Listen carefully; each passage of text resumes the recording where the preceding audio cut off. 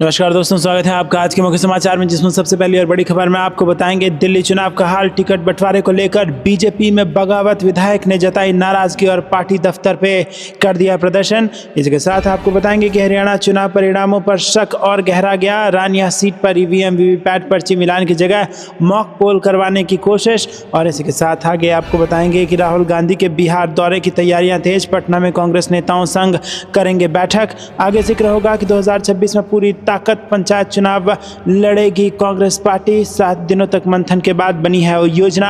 और इसी के साथ आगे आपको बताएंगे कि लालू यादव देंगे दही चूड़ा का भोज, रावड़ी आवास में तैयारी शुरू। कौन कौन इसमें शामिल होंगे, सब कुछ आपको बताएंगे दोस्तों। हर एक खबर की गहराई में ले जाएंगे, लेकिन इतनी मेहनत आपके लाइक के लिए है, तो अपना कीमती लाइक हमें ज़रूर दीजिए। रुक करते हैं सबसे पहली और बड़ी खबर की तरफ।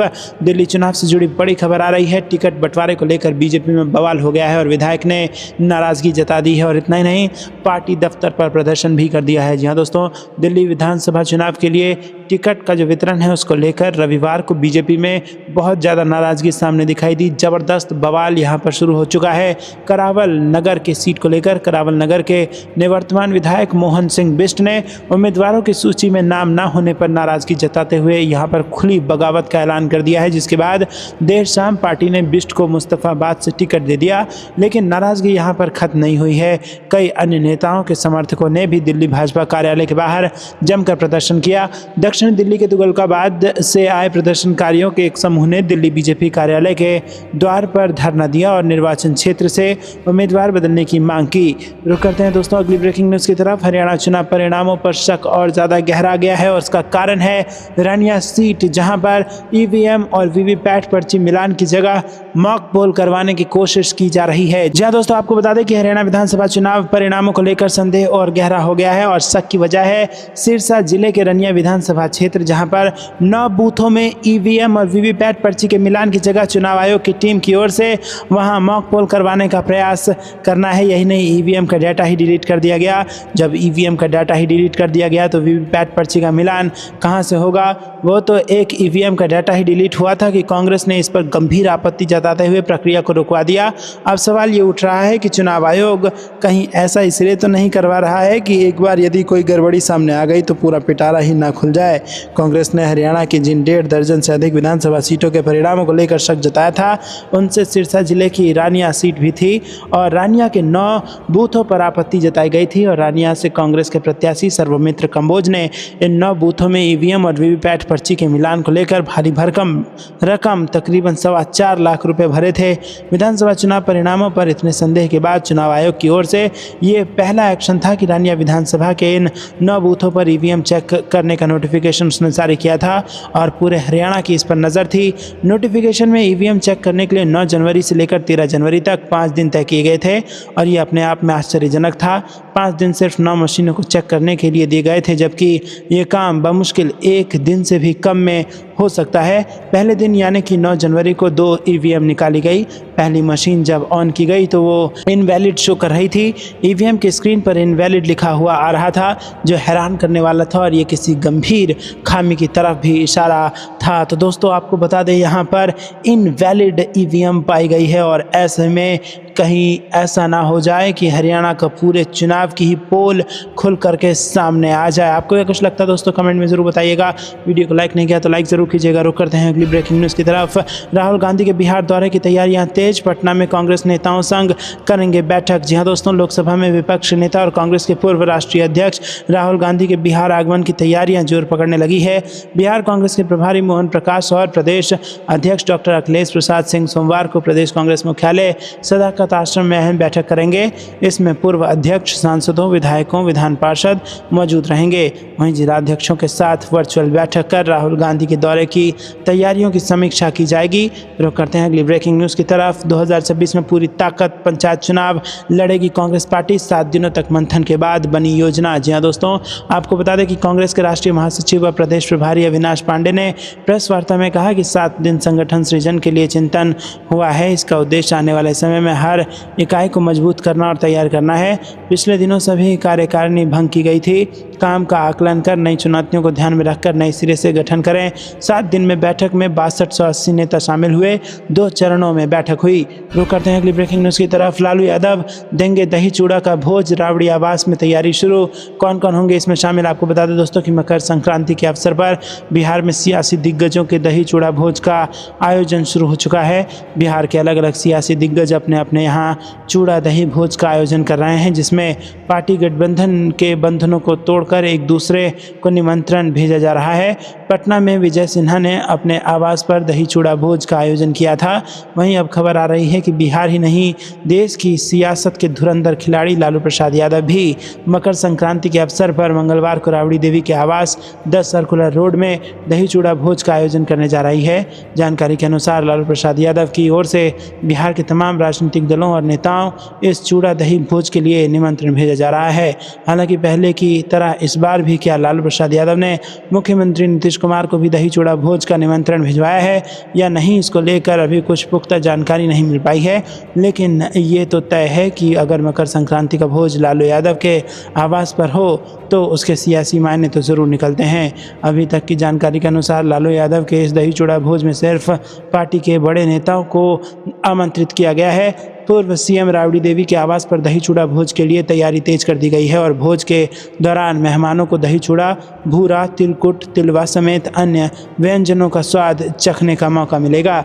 रुक करते हैं अगली ब्रेकिंग न्यूज़ की तरफ। हरियाणा चुनाव परिणामों पर शक और गहराया। रानिया सीट पर ईवीएम वीवीपैट पर्ची मिलान की जगह मॉक पोल करवाने की कोशिश। जी हाँ दोस्तों, रुक करते हैं अगली ब्रेकिंग न्यूज़ की तरफ। महाकुंभ पर अखिलेश यादव ने किया बड़ा ट्वीट। जी हाँ दोस्तों, उत्तर प्रदेश के पूर्व मुख्यमंत्री और समाजवादी पार्टी के मुखिया अखिलेश यादव ने महाकुंभ को लेकर ट्वीट किया है। अखिलेश यादव ने ट्वीट में कहा कि महाकुंभ में आए सभी तीर्थ यात्रियों का हार्दिक स्वागत एवं अभिनंदन और सबकी तीर्थ यात्रा के सफलतापूर्वक संपन्न होने के लिए अनंत शुभकामनाएं। बता दें कि आज ही अखिलेश यादव ने ट्वीट कर बीजेपी सरकार पर निशाना साधा था। उन्होंने कहा था कि जो दुनिया को किनारे लगाते हैं, भाजपा सरकार ने उन्हें ही किनारे कर दिया। उनका जीवन ही नाव चलाना है और उसी से घर चलाना है।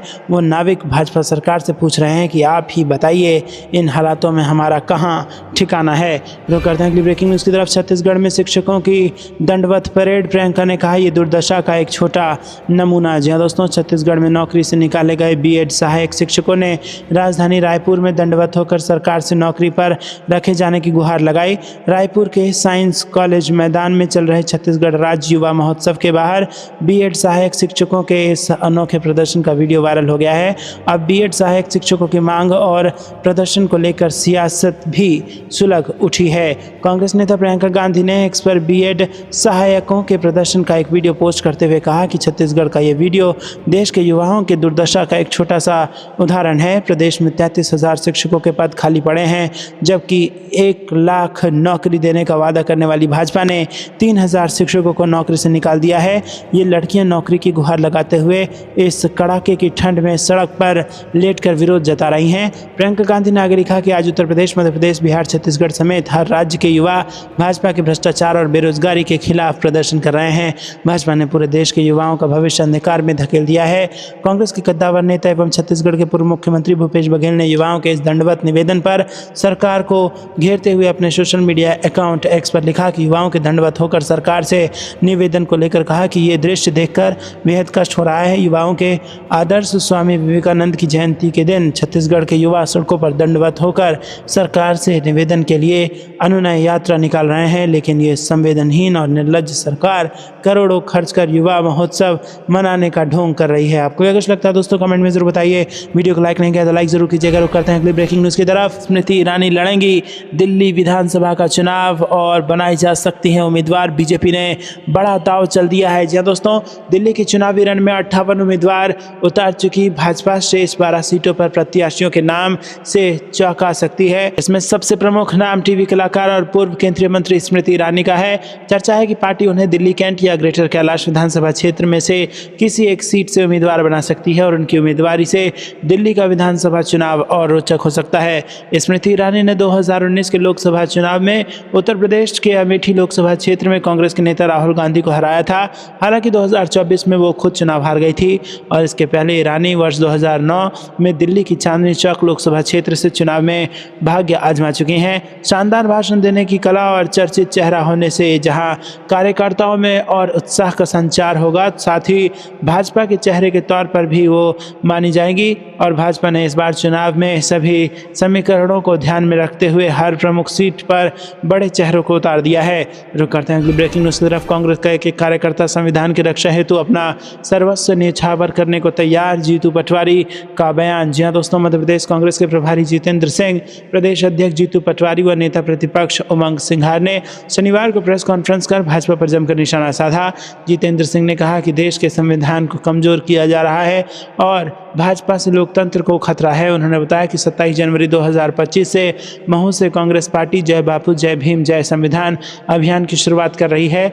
जितेंद्र सिंह ने भोपाल में पत्रकार वार्ता को संबोधित करते हुए कहा कि देश के अंदर जिस तरह की परिस्थितियां बनी हैं, एक ऐसा माहौल बनाया जा रहा है जिससे हमारे देश के संविधान की शक्तियों को कमजोर किया जा रहा है। प्रधानमंत्री नरेंद्र मोदी और गृहमंत्री अमित शाह को देश के संविधान के ऊपर भरोसा नहीं है। भाजपा देश के संविधान को मानती नहीं है। जब से भारतीय जनता पार्टी की सरकार आई है, भाजपा के नेता लोकसभा के अंदर जो अपशब्द इस्तेमाल कर रहे हैं, ये दर्शाता है कि भारतीय जनता पार्टी हिटलर शाही डरा धमकाकर अपना खुद का संविधान और खुद का राज चलाना चाहती है, जिससे लोकतंत्र को बड़ा खतरा है। रुक करते हैं अगली ब्रेकिंग न्यूज़ की तरफ। दिल्ली चुनाव में खटपट के बीच सपा मुखिया अखिलेश यादव ने किया बड़ा दावा, कहा जिंदा है इंडिया गठबंधन। जी हाँ दोस्तों, समाजवादी पार्टी के मुखिया अखिलेश यादव ने साफ किया है कि इंडिया गठबंधन में कोई तकरार नहीं है। उन्होंने गठबंधन में किसी भी तरह के मतभेद को खारिज करते हुए कहा कि गठबंधन अभी भी बरकरार है। अखिलेश यादव ने कहा कि इंडिया गठबंधन भाजपा के खिलाफ क्षेत्रीय दलों को एकजुट करने के लिए बनाया गया है। समाजवादी पार्टी इस गठबंधन को मजबूत करने के लिए प्रतिबद्ध है और भाजपा के खिलाफ लड़ने वाले दलों के साथ मजबूती से खड़ी है। अखिलेश यादव का यह बयान विपक्ष के अन्य प्रमुख नेताओं की ओर से मिले जुले संकेतों के बीच आया है। बता दें कि दिल्ली चुनाव में कांग्रेस और आम आदमी पार्टी आमने सामने दिखाई दे रही है। इस बीच इंडिया गठबंधन के तमाम दलों ने अरविंद केजरीवाल की पार्टी को अपना समर्थन दिया है। ऐसे में अटकलें लगाई जा रही हैं कि भाजपा के खिलाफ बने विपक्षी दलों के इस गठबंधन में खटपट के हालात हैं। रुक करते हैं अगली ब्रेकिंग न्यूज़ की तरफ। कांग्रेस का बेरोजगार युवाओं के लिए बड़ा कदम, युवा उड़ान योजना को लेकर क्या बोले सचिन पायलट और देवेंद्र फडणवीस। आपको बता दें दोस्तों, दिल्ली विधानसभा चुनाव 2025 को लेकर कांग्रेस ने दिल्ली के बेरोजगार युवाओं के लिए एक बड़ा ऐलान किया है। कांग्रेस पार्टी ने कहा कि अगर उसकी सरकार दिल्ली में बनती है तो राज्य के बेरोजगार युवाओं के खाते में 1 साल तक हर महीने 8,500 रुपये ट्रांसफर किए जाएंगे। पार्टी का कहना है कि ये कदम युवाओं को आर्थिक मदद पहुंचाने और उन्हें रोजगार के अवसरों की दिशा में एक कदम और बढ़ाने के लिए उठाया गया है। दिल्ली कांग्रेस ने युवा उड़ान योजना के तहत बेरोजगार शिक्षित युवाओं को आर्थिक सहायता देने की घोषणा की है। पार्टी अध्यक्ष देवेंद्र यादव ने बताया कि योजना के अंतर्गत पहले युवाओं को कंपनियों में रोजगार दिलाने की कोशिश की जाएगी। अगर ये संभव नहीं होता है तो उसे 1 साल तक हर महीने 8,500 का भत्ता दिया जाएगा। दोस्तों, कांग्रेस नेता सचिन पायलट ने कहा कि हमने युवा उड़ान योजना लॉन्च की है जो बेरोजगार युवाओं को प्रशिक्षित कर आत्मनिर्भर बनाएगी। ये योजना बीजेपी और आम आदमी पार्टी की राजनीति से ऊपर उठकर युवाओं के लिए एक नई शुरुआत है। वहीं यादव ने कहा कि हमारी जिम्मेदारी है कि दिल्ली के युवाओं को सही दिशा में लेकर जाएं। ये योजना उन्हें सशक्त और रोजगार परक बनाएगी। रुक करते हैं अगली ब्रेकिंग न्यूज़ की तरफ। राहुल गांधी के बिहार आगमन की तैयारी हुई तेज, प्रभारी और अध्यक्ष करेंगे अहम बैठक। जी हाँ दोस्तों, लोकसभा में विपक्ष के नेता और कांग्रेस के पूर्व राष्ट्रीय अध्यक्ष राहुल गांधी के बिहार आगमन की तैयारियां जोर पकड़ने लगी है। बिहार कांग्रेस के प्रभारी मोहन प्रकाश और प्रदेश अध्यक्ष डॉक्टर अखिलेश प्रसाद सिंह सोमवार को प्रदेश कांग्रेस मुख्यालय सदाकत आश्रम में अहम बैठक करेंगे, जिसमें पूर्व अध्यक्ष, सांसदों, विधायकों, विधान पार्षदों की बैठक निर्धारित है। वहीं जिलाध्यक्षों के साथ वर्चुअल बैठक कर तैयारियों की समीक्षा की जाएगी। प्रदेश कांग्रेस के मुख्य प्रवक्ता राजेश राठौड़ ने बताया कि बिहार कांग्रेस के प्रभारी मोहन प्रकाश का बिहार आगमन हो चुका है और उसके बाद वो प्रदेश मुख्यालय सदाकत आश्रम में प्रदेश कांग्रेस अध्यक्ष डॉक्टर अखिलेश प्रसाद सिंह के साथ सबसे पहले पूर्व प्रदेश अध्यक्षों, सांसदों, विधायकों और विधान पार्षदों के साथ अहम बैठक करेंगे, जिसमें राष्ट्रीय नेता राहुल गांधी के बिहार दौरे को लेकर विभिन्न मुद्दों पर बातचीत संभावित है। रुक करते हैं अगली ब्रेकिंग न्यूज़ की तरफ। राजेंद्र सिंह बोले कि देश की जनता प्रियंका में इंदिरा गांधी का अक्ष देखती है। अयोध्या में धूमधाम से मनाया प्रियंका गांधी का जन्मदिन। जी हाँ दोस्तों, कांग्रेस कार्यालय कमला नेहरू भवन पर कांग्रेस पार्टी की राष्ट्रीय महासचिव एवं सांसद प्रियंका गांधी का जन्मदिन धूमधाम से मनाया गया और इस अवसर पर पर कार्यकर्ताओं ने केक काटकर तथा मिष्ठान वितरण कर उनके दीर्घायु की कामना की।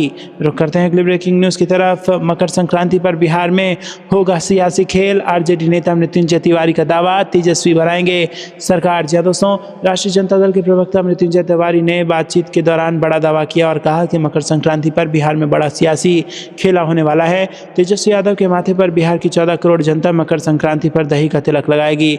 बिहार राइट टर्न लेगा और तेजस्वी यादव सरकार बनाएंगे।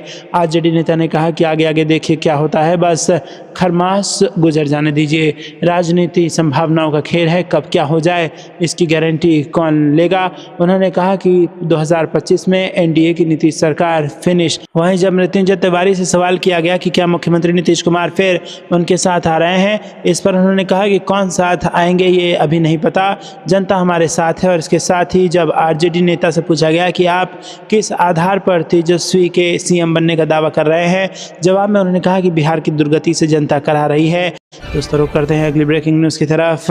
हटा के दिखाओ ढाल बन जाऊंगा, दिल्ली की झुग्गी बस्ती से केजरीवाल ने दिया अमित शाह और बीजेपी को खुला चैलेंज। जी हाँ दोस्तों, अरविंद केजरीवाल ने दिल्ली की एक झुग्गी बस्ती से प्रेस कॉन्फ्रेंस की। इस दौरान केजरीवाल के नक्शे पर गृह मंत्री अमित शाह के साथ बीजेपी भी रही। केजरीवाल ने कहा कि मैं झुग्गी बस्ती वालों के कारण ही राजनीति में आया हूँ और इनके हक के लिए लड़ूंगा। दिल्ली के पूर्व सीएम ने भारतीय जनता पार्टी को चेतावनी देते हुए कहा कि मैं झुग्गी बस्ती वालों के लिए ढाल बनकर खड़ा रहूंगा, देखता हूं इनके घर कैसे तोड़े जाते हैं। केजरीवाल ने इसके साथ ही एक बड़ा ऐलान करते हुए कहा कि अगर मोदी सरकार सभी झुग्गी वालों को वापस बसा देगी तब मैं चुनाव नहीं लड़ूंगा। अमित शाह और उनकी सरकार ने पिछले 10 साल में जितनी झुग्गियां हटाई उन्हें दोबारा उसी तरह से बसाने का काम करें। अरविंद केजरीवाल ने प्रेस कॉन्फ्रेंस करते वक्त बीजेपी और गृह मंत्री अमित शाह पर निशाना साधा। केजरीवाल ने कहा कि अमित शाह ने झुग्गी बस्ती वालों को घर देने का वादा किया है। मेरा कहना है कि आपने दिल्ली में पिछले 10 साल में जितने भी झुग्गी वालों को हटाया है उनके घर उजाड़े, सबके खिलाफ केस वापस ले लें। निचली अदालत, हाई कोर्ट से लेकर सुप्रीम कोर्ट में दर्ज मामलों को वापस ले लिया जाए। केजरीवाल ने शाह को चुनौती देते हुए कहा कि केस वापस लेने के बाद कोर्ट में सरकार एक हलफनामा देकर बताए कि हम सभी झुग्गी वालों को उनके घर वापस दिलाएंगे और उन्हें उसी तरह से बसाएंगे जैसे पहले वो सब रहते थे।